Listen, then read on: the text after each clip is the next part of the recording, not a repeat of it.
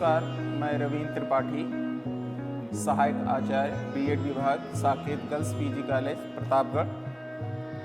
आप सभी लोगों का अपने यूट्यूब चैनल ई शिक्षा पर स्वागत एवं वंदन करते हैं और यह आशा करते हैं कि निश्चित ही हमारा यह वीडियो आपके लिए लाभदायक होगा और आपका मार्गदर्शन करेगा।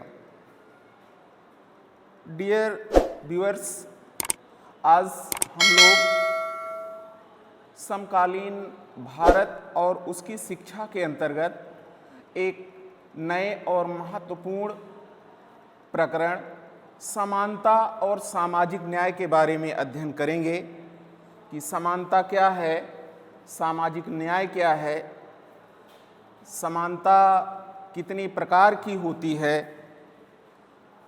समानता और सामाजिक न्याय के मार्ग में कौन कौन सी बाधाएं आती हैं और जो इससे लगा हुआ सबसे इम्पॉर्टेंट बिंदु है कि शैक्षिक अवसरों की समानता हेतु या समानता में वृद्धि हेतु शिक्षा की क्या भूमिका हो सकती है।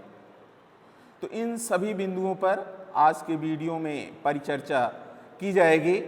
तो देर न करते हुए हम अपने मूल प्रकरण समानता की ओर बढ़ते हैं और जानते हैं कि समानता क्या है। समानता को लेकर के एक भ्रम जैसी स्थिति लोगों के मनोमस्तिष्क में परिलक्षित होती है, दिखाई देती है। कहीं न कहीं लोग समानता का अभिप्राय हर एक प्रकार की समानता से या समता से ले लेते हैं, हर एक प्रकार की बराबरी से ले लेते हैं, जो कि उचित नहीं है। समानता का अभिप्राय यह कदापि नहीं है कि सबको एक समान बना दिया जाए। अगर वास्तव में समानता का यह अभिप्राय लिया जाएगा, समानता से यह निहितार्थ निकाला जाएगा कि सभी दृष्टि से सब लोग बराबर हैं, समान हैं, तो यह प्राकृतिक न्याय के सिद्धांत का, प्राकृतिक नियमों का उल्लंघन होगा और कहीं न कहीं जो हमारी सामाजिक व्यवस्था है उस पर इस प्रकार की सोच का दुष्प्रभाव पड़ना निश्चित है। हमारी जो सामाजिक व्यवस्था है उसके छिन्न भिन्न होने का खतरा उत्पन्न हो सकता है, क्योंकि सबको सभी दृष्टि से समान मानना सामाजिक और प्राकृतिक दोनों दृष्टि से सही प्रतीत नहीं होता। समानता वास्तव में एक ऐसी स्थिति की परिसूचक है, एक ऐसा प्रत्यय है, एक ऐसा विचार है, एक ऐसी अवधारणा है जो हमें यह बताती है कि लोगों को सुविधाएं, अवसर समान रूप से उपलब्ध हों। किसी भी व्यक्ति के साथ जाति, वर्ग, लिंग, रूप, रंग, क्षेत्र आदि के आधार पर कोई भी भेदभाव न किया जाए, अर्थात सेम अपॉर्चुनिटी सबको मिले। सबको सेम ना समझा जाए, बल्कि सभी को सेम अपॉर्चुनिटी देना समानता है, सबको समान अवसर देना समानता है और उस समान अवसर का लाभ लोग अपनी योग्यता और क्षमता के अनुरूप उठाएंगे और अपना समग्र विकास करेंगे। जो जिस योग्य है, जिसके अंदर जितनी क्षमता है, उस क्षमता और योग्यता के अनुरूप वह प्राप्त समान अवसरों का लाभ लेते हुए अपना विकास करेगा, अपना सर्वांगीण विकास करेगा, अपने व्यक्तित्व का विकास करेगा। यह है समानता की मूल अवधारणा, समानता का मूल भाव कि वास्तव में समानता होती क्या है। तो अब आप समझ गए होंगे कि समानता का अभिप्राय अवसरों की समानता से है, ना कि सभी को समान मान लेने से है। कुछ विद्वानों ने समानता के प्रत्यय को परिभाषित किया है। समानता के वास्तविक स्वरूप को समझने में ये परिभाषाएं हमारा मार्गदर्शन कर सकती हैं कि समानता क्या है। तो अगले बिंदु के रूप में हम परिभाषाओं पर ही चर्चा करेंगे और पहली परिभाषा है प्रसिद्ध राजनीतिवेत्ता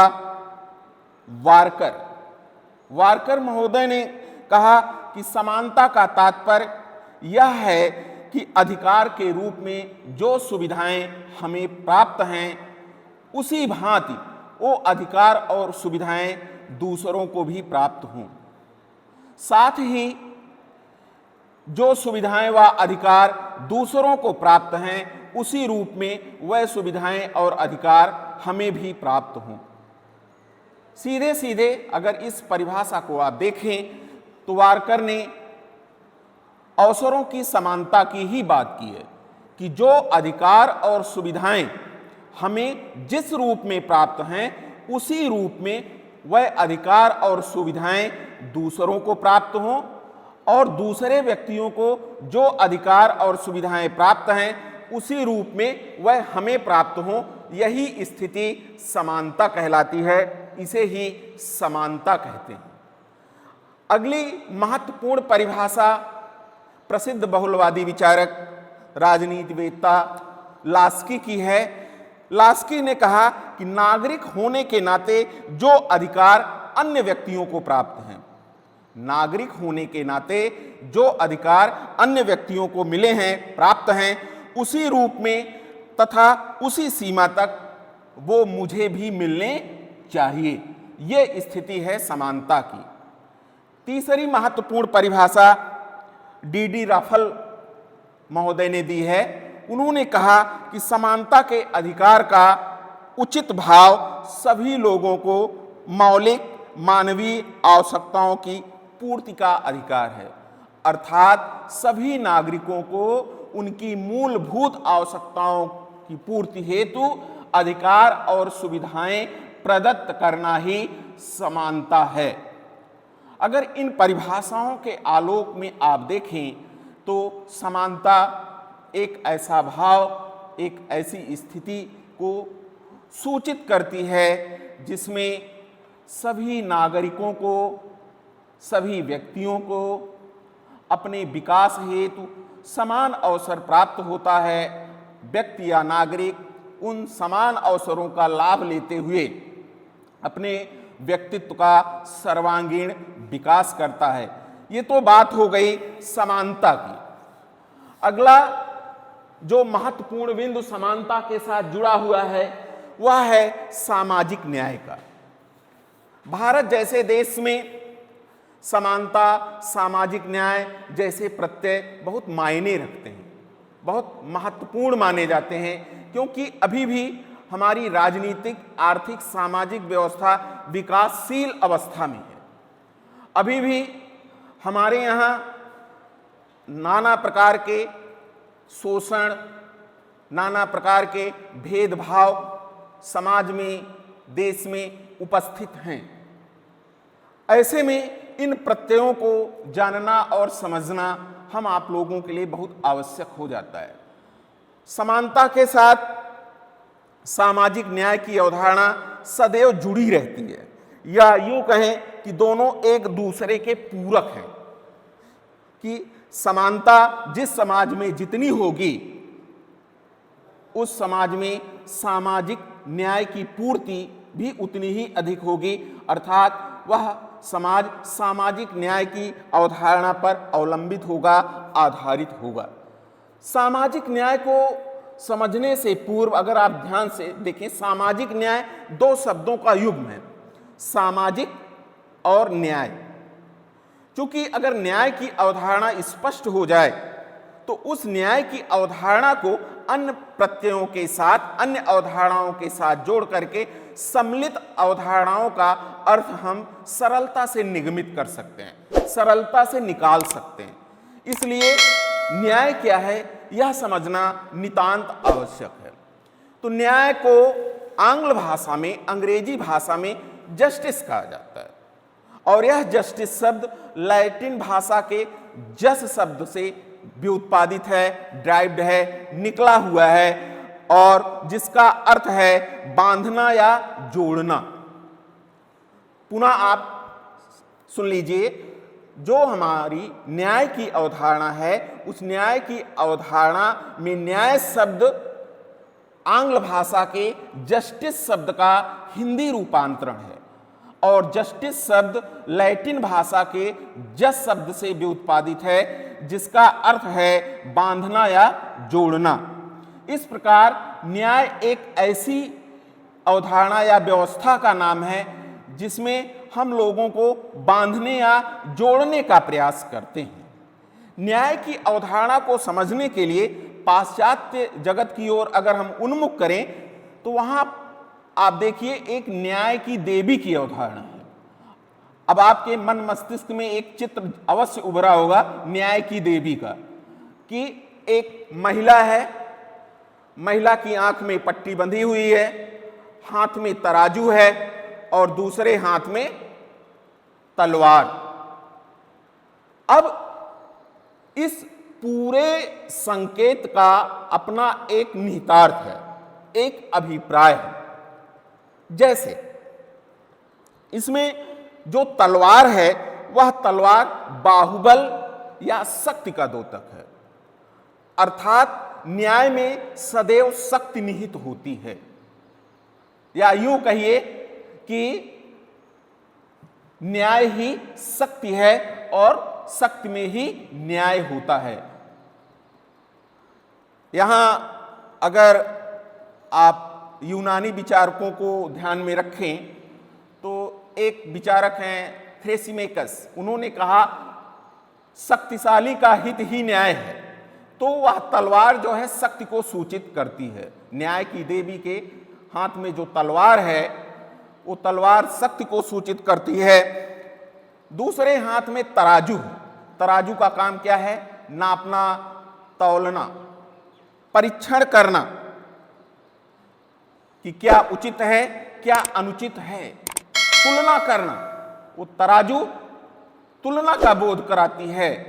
और तीसरा यह है कि आंख में पट्टी बंधी है, आंख में पट्टी बंधे होने का अभिप्राय है कि वहां पूरी तरह सापेक्षता का अभाव है, अर्थात निरपेक्षता का सूचक है, निरपेक्ष होकर के न्याय किया जाता है।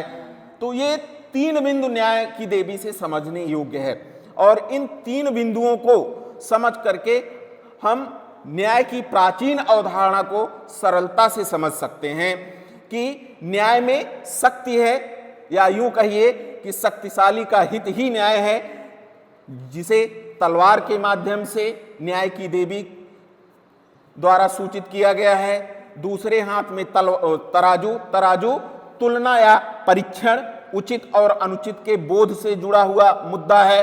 तो आंख में बंधी हुई पट्टी निष्पक्षता को प्रदर्शित करती है। ये तो बात हो गई प्राचीन यूनान में न्याय की क्या अवधारणा थी, न्याय की देवी की जो प्रतिमूर्ति आज भी प्रचलित है पाश्चात्य जगत में, आज भी न्याय की देवी के रूप में उसे जाना समझा और पूजा जाता है, उसके संदर्भ में। अब अगर कुछ परिभाषाओं को देख लिया जाए तो निश्चित मान करके चलिए कि न्याय की अवधारणा हम सरलता से समझ सकते हैं, जिसमें पहली परिभाषा है मिल के अनुसार, J.S. मिल। J.S. मिल और जेम्स मिल ये दो नाम हैं और दोनों पिता पुत्र हैं। यहां भ्रमित होने की जरूरत नहीं है, यहां हम J.S. मिल यानी पुत्र की बात कर रहे हैं, जो जेम्स मिल के पुत्र हैं और एक उदारवादी चिंतक माने जाते हैं। J.S. मिल ने कहा कि न्याय उन नैतिक नियमों का नाम है जो मानव कल्याण की धारणाओं से संबंधित है, अर्थात न्याय नैतिक नियम है जो मानव कल्याण से संबंधित हैं। कहने का अभिप्राय यह है कि न्याय में नैतिकता और कल्याण की भावना निहित रहती है। दूसरी परिभाषा रफल की है। रफल ने कहा कि न्याय उस व्यवस्था का नाम है जिसके द्वारा व्यक्तिगत अधिकार की रक्षा होती है और समाज की मर्यादा बनी रहती है। तो इन दोनों परिभाषाओं के आलोक में अगर समझा जाए तो न्याय एक ऐसा नैतिक विचार है जिसमें लोगों के कल्याण की भावना निहित रहती है और इसके माध्यम से व्यक्ति के वैयक्तिक अधिकारों की रक्षा होती है, जिससे शोषण मुक्त समाज की संरचना की जा सके, जिससे शोषण विहीन सामाजिक कलेवर निर्मित किया जा सके। तो ये तो बात हो गई न्याय की। अब इस न्याय की अवधारणा को आप कहीं भी अप्लाइड कर सकते हैं, कहीं भी अनुप्रयुक्त कर सकते हैं। राजनीति के क्षेत्र में करेंगे तो राजनीतिक न्याय का संप्रत्यय हो जाएगा, आर्थिक क्षेत्र में करेंगे तो आर्थिक न्याय का संप्रत्यय हो जाएगा, सामाजिक क्षेत्र में करेंगे तो सामाजिक न्याय का संप्रत्यय हो जाएगा। अर्थात जिस क्षेत्र में इस न्याय की मूल अवधारणा को हम अप्लाइड करेंगे, अनुप्रयुक्त करेंगे, उसी संदर्भ में न्याय की अवधारणा परिवर्तित हो जाएगी। क्योंकि यहां हमारे अध्ययन का बिंदु है सामाजिक न्याय, तो सामाजिक न्याय का अभिप्राय यह है कि सामाजिक दृष्टि से लोगों के वैयक्तिक अधिकारों की रक्षा की जाए, जिससे कि उनका सामाजिक रूप से और वैयक्तिक रूप से दोनों दृष्टियों से कल्याण संभव हो। अर्थात सामाजिक दृष्टि से न्याय की अवधारणा तभी फलीभूत हो सकती है जब वैयक्तिक अधिकार और सामाजिक परिप्रेक्ष्य दोनों में उचित समन्वय स्थापित किया जाए।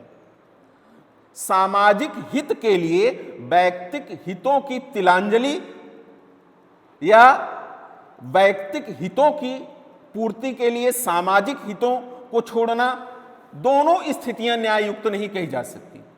यहां सामाजिक न्याय से सीधा सा अभिप्राय है कि सामाजिक दृष्टि से किसी भी व्यक्ति, वर्ग, जाति, समूह के लोगों के साथ कोई भी शोषण परक कृत्य ना हो, उनका किसी भी दृष्टि से शोषण ना हो, क्योंकि शोषण अन्याय का सूचक है। जहां शोषण होगा वहां न्याय नहीं होगा। तो सामाजिक न्याय शोषण मुक्त सामाजिक व्यवस्था की तरफ इशारा करता है कि ऐसी सामाजिक व्यवस्था जहां किसी भी व्यक्ति के साथ जाति, वर्ग, लिंग, धर्म आदि किसी भी दृष्टि से कोई भी शोषण परक कार्य नहीं होगा, वह ऐसे सामाजिक नैतिक नियमों से शासित होंगे जो उनके कल्याण के लिए कार्य करेगा, अर्थात उनका सामाजिक दृष्टि से कल्याण संभव बनाएगा। ये तो बात हो गई कि समानता और सामाजिक न्याय की अवधारणा क्या है। इस प्रकरण के अंतर्गत, मूल प्रकरण के अंतर्गत जो अगला महत्वपूर्ण बिंदु है वह है समानता एवं सामाजिक न्याय के मार्ग में आने वाली बाधाएं। क्योंकि हमने प्रारंभ में ही बताया कि अभी भी हमारा देश एक विकासशील देश है और यह विकास पथ पर निरंतर अग्रसित है। ऐसे में अनेक सामाजिक, आर्थिक, राजनीतिक, प्रशासनिक समस्याएं आज भी पूरी तरह से निर्मूलित नहीं हो पाई हैं। अभी भी अनेक समस्याओं का अस्तित्व समाज में, राज्य में दिखाई देता है। ऐसे में समानता और न्याय जैसी नैतिक और मूलभूत अवधारणाओं के फलीभूत होने में अनेक समस्याएं उत्पन्न हो जाती हैं, अनेक बाधाएं आ जाती हैं। उन्हीं बाधाओं को हम क्रमवार इस प्रकार से जान समझ और अध्ययन कर सकते हैं, जिसमें पहला है निर्धनता अथवा गरीबी। निर्धनता अथवा गरीबी, निर्धनता और गरीबी एक दूसरे के पर्याय ही हैं, अर्थात धनाभाव, न्यूनतम जीवन यापन हेतु भी सुविधाओं का अभाव, जीवन स्तर का निम्न होना। भाई कहा जाता है कि धन से दिमाग की बत्ती जलती है और धन से ही दिमाग की बत्ती बुझ जाती है। एक कहावत पूरी तरह से चरितार्थ है, 100%, इसमें कोई दो राय नहीं है। और साथ ही प्रसिद्ध विचारक रूसो का अभिकथन भी याद रखने योग्य है, परीक्षा की दृष्टि से भी महत्वपूर्ण है। ये स्टेटमेंट बार बार परीक्षाओं में पूछा जाता है और खास करके एक दिनी परीक्षाओं में पूछा जाता है कि किसी व्यक्ति को इतना अमीर नहीं होना चाहिए कि वह दूसरों को खरीद सके, और ना ही किसी व्यक्ति को इतना गरीब होना चाहिए कि उसे स्वयं को बेचने पर विवश होना पड़े। इस बात को सदैव याद रखना चाहिए जब भी बात निर्धनता अथवा गरीबी की आए। तो निर्धनता और गरीबी दोनों ही समानता और सामाजिक न्याय के मार्ग में बाधा उत्पन्न करते हैं। निर्धनता या गरीबी के कारण लोग अपनी न्यूनतम आवश्यकताओं की पूर्ति नहीं कर पाते, अपनी क्षमताओं का सही सदुपयोग नहीं कर पाते, सही डायरेक्शन और कंडीशन नहीं दे पाते। ऐसे में उनका विकास अवरोधित होता है और परिणामतः संपूर्ण समाज का विकास अवरोधित होता है। भाई व्यक्ति पर ही समाज अवलंबित है ना, अगर व्यक्ति का विकास नहीं होगा तो आप समाज के विकास की कल्पना नहीं कर सकते, क्योंकि समाज और व्यक्ति दोनों एक दूसरे के पूरक हैं। दूसरी समस्या है लिंग भेद की। लिंग भेद का मतलब है स्त्री पुरुष, बालक बालिका में भेद। जब लिंगी आधार पर किसी समाज में भेदभाव किया जाता है तो उस समाज में लैंगिक असमानता के दर्शन होते हैं।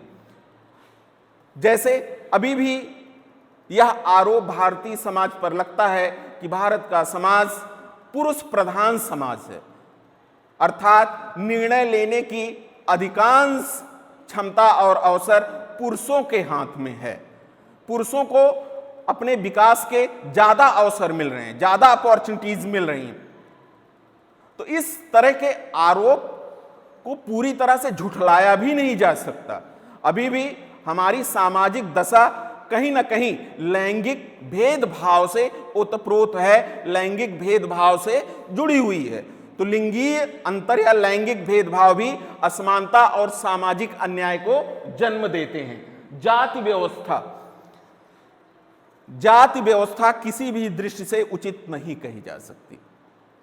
जाति वास्तव में एक बंद स्थिति को दर्शाती है, क्लोज सिस्टम्स, बंद सामाजिक प्रणाली की तरफ इशारा करती है कि चीजें बहुत क्लोज हैं, वहां ओपेनिटी नहीं है।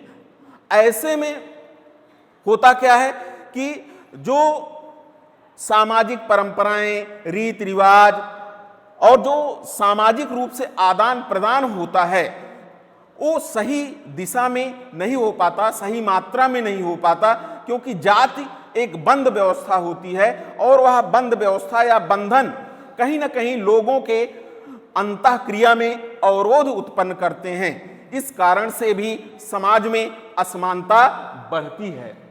धार्मिक विषमताएं, धर्म तो एक बहुत ही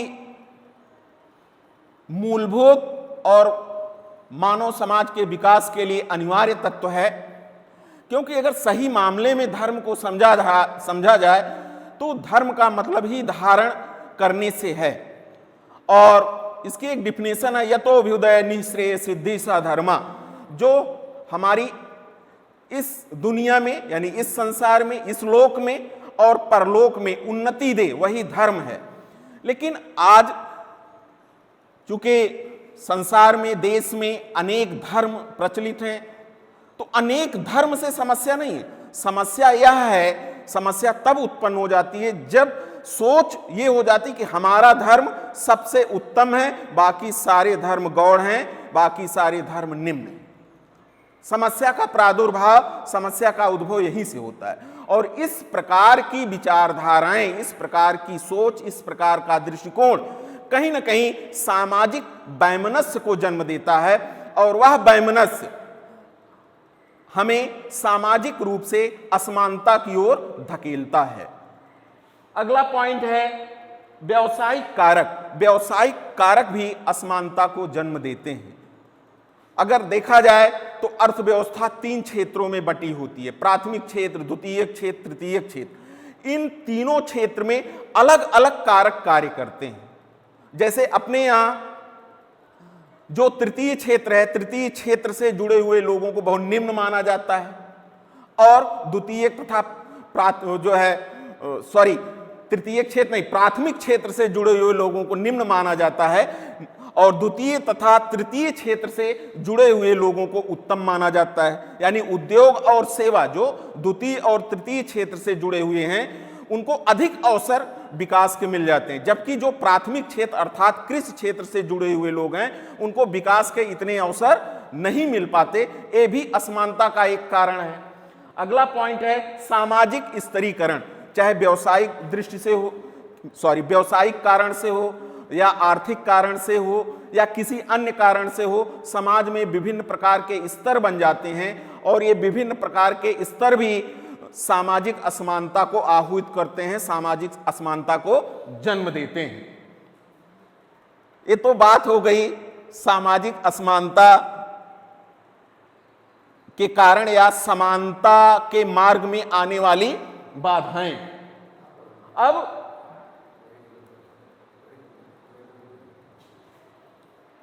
इसमें अगला कारक है, कुछ कारक और हैं उनके बारे में भी जान लेते हैं संक्षेप में। भौगोलिक या क्षेत्रीय कारक। भौगोलिक या क्षेत्रीय कारकों में नदी, वन, नाले, पहाड़, नदियां जो भूगोल से या भूमि से संबंधित, जलवायु, मौसम से संबंधित कारक हैं वो भी असमानता को जन्म देते हैं। पहाड़ पर निवास करने वाले लोग और मैदान पर निवास करने वाले लोगों के जीवन यापन करने का ढंग अलग अलग होता है, खान पान का ढंग अलग होता है, पहनावा अलग होता है, जीवन स्तर अलग अलग होता है। ऐसे ही जो समुद्री इलाके में लोग रहते हैं और जो समतल इलाके में रहते हैं उनके जीवनचर्या को देख करके आप अंतर महसूस कर सकते हैं। अशिक्षा और शैक्षिक अवसरों का अभाव। अशिक्षा और शैक्षिक अवसरों का अभाव एक महत्वपूर्ण कारण है असमानता के लिए। इसके अशिक्षा और शैक्षिक अवसरों का अभाव, समान शैक्षिक अवसरों का अभाव ही असमानता को जन्म देता है और जो अन्य कारक हैं अन्य कारकों को बढ़ावा देता है।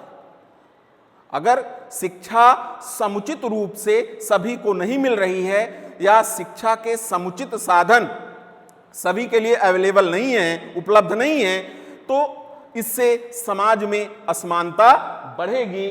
और अंतिम कारक है रूढ़िवादिता। रूढ़िवादिता सीधे सीधे बंद सामाजिक प्रणाली की ओर इशारा करती है, अर्थात हम जितने रूढ़िवादी होंगे, जितने परंपरावादी होंगे, उतना ही टोना टुटका में विश्वास करेंगे और हमारी जो है सामाजिक दशा असमानता की ओर उन्मुख होगी। इस प्रकार हम लोगों ने आज अध्ययन किया कि समानता क्या होती है, सामाजिक न्याय क्या होता है और सामाजिक न्याय तथा समानता के मार्ग में कौन कौन सी बाधाएं आती हैं।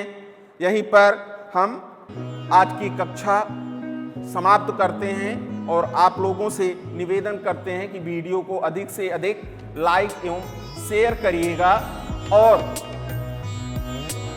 अच्छा लगे वीडियो तो आप निश्चित ही सकारात्मक सुझावों को अवश्य प्रेषित करिएगा, जिससे कि हम लोगों का उत्साह वर्धन हो सके। धन्यवाद।